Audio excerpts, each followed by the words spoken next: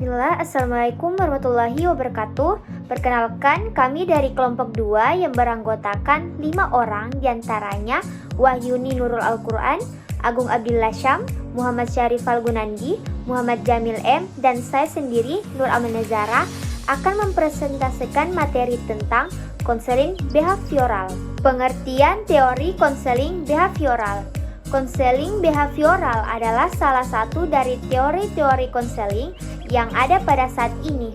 Konseling behavioral merupakan bentuk adaptasi dari aliran psikologi behavioristik yang menekankan perhatiannya pada perilaku yang tampak. Pada hakikatnya, konseling merupakan sebuah upaya pemberian bantuan dari seorang konselor kepada klien. Bantuan di sini dalam pengertian sebagai upaya membantu orang lain agar ia mampu tumbuh ke arah yang dipilihnya sendiri, mampu memecahkan masalah yang dihadapinya, dan mampu menghadapi krisis-krisis yang dialami dalam kehidupannya. Dari pengertian konseling dan behaviorisme yang dipaparkan di atas, kita dapat menarik kesimpulan bahwa yang dimaksud dengan konseling behavioral adalah sebuah proses konseling atau bantuan yang diberikan oleh konselor kepada klien dengan menggunakan pendekatan-pendekatan tingkah laku dalam hal pemecahan masalah-masalah yang dihadapi serta dalam penentuan arah kehidupan yang ingin dicapai oleh diri klien. Sejarah konseling behaviorisme. Konseling behaviorisme pertama kali di Amerika yang dipelopori oleh J.C.B. Davin tahun 1898 yang bekerja sebagai konselor sekolah development. Banyak faktor yang mempengaruhi perkembangan konseling. Salah satunya adalah perkembangan yang terjadi dalam kajian psikologis. Kuat Surya mengungkapkan bahwa kekuatan-kekuatan tertentu dalam lapangan psikologis telah mempengaruhi perkembangan konseling baik dalam konsep maupun teknik. Aliran-aliran yang muncul dalam lapangan psikologi memberikan pengaruh yang cukup besar terhadap perkembangan konseling. Di antara aliran-aliran psikologi yang cukup memberikan pengaruh terhadap perkembangan konseling adalah sebagai berikut. Yang pertama itu aliran strukturalisme Woodward dan aliran fungsional oleh James dan aliran behaviorisme oleh Watson. Perkembangan konseling behavioral bertolak dari perkembangan aliran behavioristik dalam perkembangan psikologi yang menolak pendapat aliran strukturalisme yang berpendapat bahwa mental dan pikiran dan perasaan hendaknya ditemukan lebih dahulu. Bila perilaku manusia ingin dipahami, maka muncullah teori introspeksi sebagai berikut. Yang pertama, Ivan Petrovich Pavlov tahun 1849 sampai 1936. Ivan Petrovich Pavlov adalah seorang Rusia yang sangat dikenal dengan teori pengkondisian klasik atau classical condition. Dengan eksperimennya menggunakan anjing sebagai objek penelitian. Pengkondisian model Pavlov ini menyatakan bahwa rangsangan yang diberikan secara berulang-ulang serta dipasangkan dengan unsur penguat akan menyebabkan suatu reaksi. Yang pertama, aktivitas yang bersifat reaktif. Kedua itu aktivitas yang disadari. Selanjutnya, Edward Lee Thorndike pada tahun 1874 sampai 1949. Menurut Edward Lee Thorndike, psikologi Amerika, lahir di Williamsburg pada tahun 1874. Karya-karya yang paling dikenal adalah penelitian mengenai animal psikologi serta teori belajar trial and error learning. Ada 3 macam hukum yang sering disebut dengan hukum primer dalam hal belajar. 3 hukum tersebut adalah yang pertama itu kesepsidaan the law of the right. Kedua, hukum latihan the law of exercise. Dan ketiga itu Bursus Perede Skinner. B.F. Skinner dikenal sebagai tokoh dalam bidang pengkondisian operan atau operan condition. Untuk memahami konsep ini, kita harus memahami dengan apa yang dimaksud operan dan perilaku respon. Perilaku respon adalah perilaku alami. Perilaku ini merupakan respon langsung atas stimulus. Perilaku ini bersifat reflektif. Perilaku ini sama halnya dengan istilah aktivitas reflektif dalam pengkondisian klasik dari Pavlov. Perilaku operan lebih bersifat spontan Perilaku yang muncul bukan ditimbulkan oleh stimulus, melainkan ditimbulkan oleh organisme itu sendiri. Dapat dua prinsip dari pengkondisian ovuleran. Di beberapa prinsip tersebut adalah yang pertama itu setiap respon yang disertai dengan reward akan cenderung diulangi. Yang kedua itu reward atau reward stimuli akan meningkatkan kecepatan atau rate terjadinya respon. Yang keempat itu John Burt Watson pada tahun 1878 sampai 1958 mendefinisikan psikologi sebagai ilmu pengetahuan tentang tingkah laku. Sasaran behaviorisme adalah mampu meramalkan reaksi dari suatu pengenalan mengenai kondisi perangsang dan sebaliknya. Jika mengenali perangsang reaksi agar bisa meramalkan kondisi perangsang yang mendahulinya. Inti dari behaviorisme adalah memprediksi dan mengontrol perilaku. Assalamualaikum warahmatullahi wabarakatuh. Perkenalkan, nama saya Wahyuni Nurul Al-Quran. Saya dari kelompok 2. Saya akan melanjutkan materi tentang konseling behavioral. Dalam pembahasan sebelumnya tadi sudah dibahas bahwa konseling itu adalah membantu.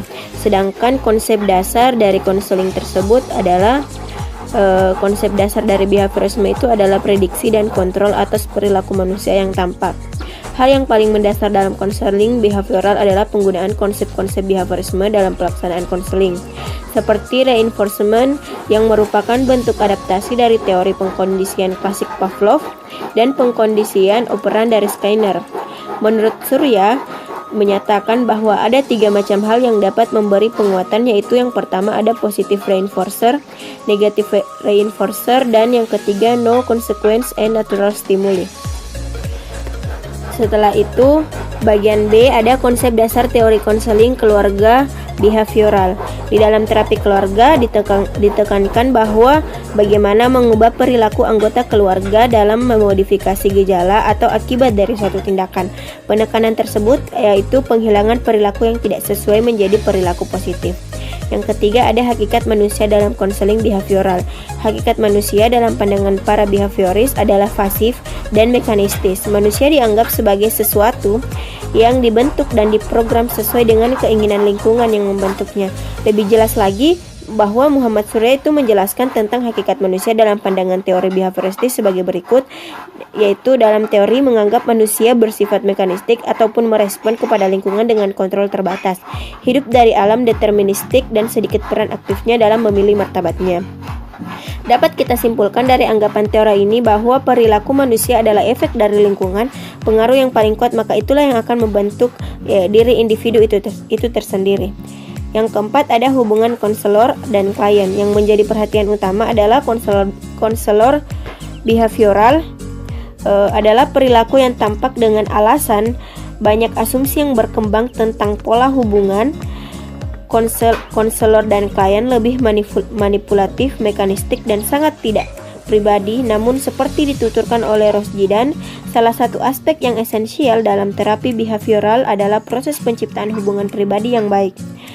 Peran konselor yaitu adalah menyebutkan tingkah laku maladaptif, memilih tujuan yang masuk akal, mengarahkan dan membimbing keluarga untuk merubah tingkah laku yang tidak sesuai. Penerapan tingkah laku ke dalam konseling keluarga menekankan 3 hal pokok. Yang pertama adalah menciptakan konseling yang positif, mendiagnosis problem, mengimplementasikan prinsip tingkah laku dari penguat dan model, penggunaan model dalam permainan dan proses penyembuhan, adanya kesepakatan atas hal yang akan dirubah atas konselor dan anggota keluarga. Setelah itu, ada tipe-tipe dalam terapi keluarga behavioral, yaitu yang pertama, latihan perilaku orang tua atau behavioral parent training. Behavioral parent training menunjukkan pada pelatihan keterampilan orang tua. Terapis membantu sebagai pendidik belajar sosial yang mempunyai tanggung jawab untuk merubah respon orang tua terhadap anak-anaknya. Setelah itu, berubahnya respon orang tua akan membuat perilaku anak itu juga ikut berubah. Tipe ini menggunakan metode verbal dan perbuatan. Di dalam metode verbal mengandung instruksi verbal maupun tertulis. Tujuannya untuk mempengaruhi pikiran. Sedangkan metode perbuatan menggunakan teknik bermain peran atau role playing, modeling, dan latihan tingkah laku yang baik. Fokus utama pada perbaikan interaksi antara orang tua dan anak yang mengalami masalah.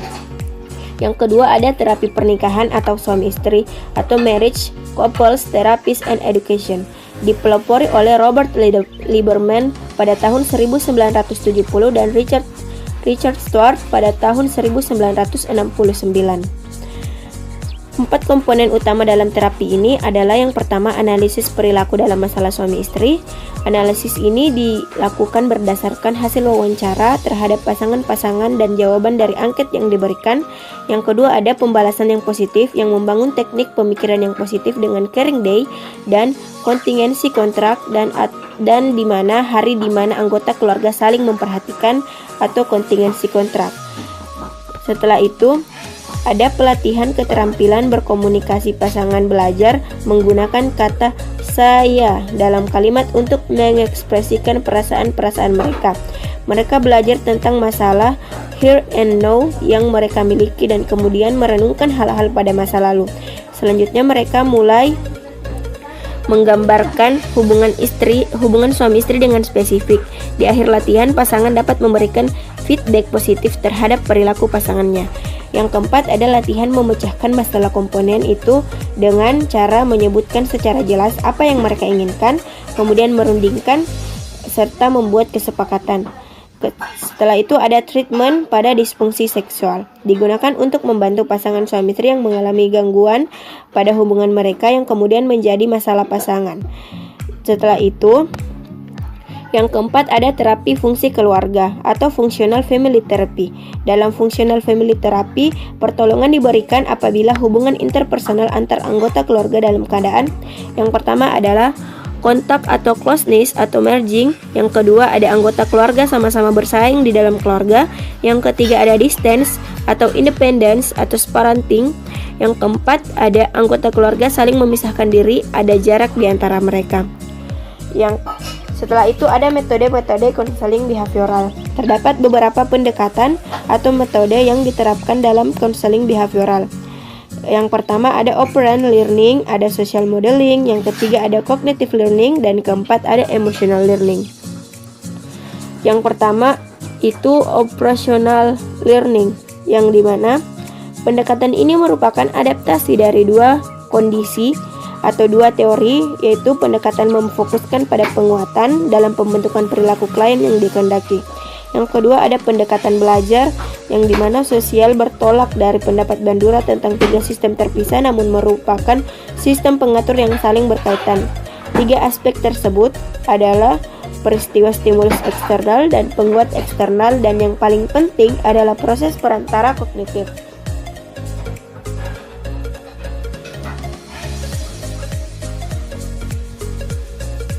Dalam pelaksanaannya itu terdapat diterapkan oleh konselor dengan cara merancang suatu perilaku adaptif yang dapat dijadikan model oleh iklan. Yang ketiga ada cognitive learning, di mana metode ini merupakan metode pengajaran secara verbal, kontak antara konselor dengan klien dan bermain peran. Yang keempat ada emotional learning, di mana hal ini diterapkan pada individu yang mengalami kecemasan dan pelaksananya itu dilakukan dalam situasi yang rileks dengan menghadirkan rangsangan yang menimbulkan kecemasan bersama suatu rangsangan yang menyenangkan. Setelah itu yang terakhir kami menyimpulkan bahwa konseling behavioral ini merupakan adaptasi dari aliran psikologi behaviorisme yang memfokuskan perhatiannya pada tingkah laku yang tampak. Padahal hakikatnya konseling merupakan sebuah upaya pemberian bantuan dari seorang konselor kepada klien, dan bantuan di sini itu dalam pengertian sebagai upaya untuk membantu orang lain agar ia mampu tumbuh ke arah yang dipilihnya sendiri. Dalam pandangan kaum behavioris termasuk konselor, yaitu manusia dianggap sebagai sesuatu yang dapat diubah dan dibentuk. Manusia bersifat mekanistik dan pasif. Banyak pendekatan dalam konseling behavioral. Dari keseluruhan pendekatan yang ada, semua menjurus pada pendekatan direktif, di mana konselor lebih berperan aktif dalam penanganan masalahnya. Terima kasih.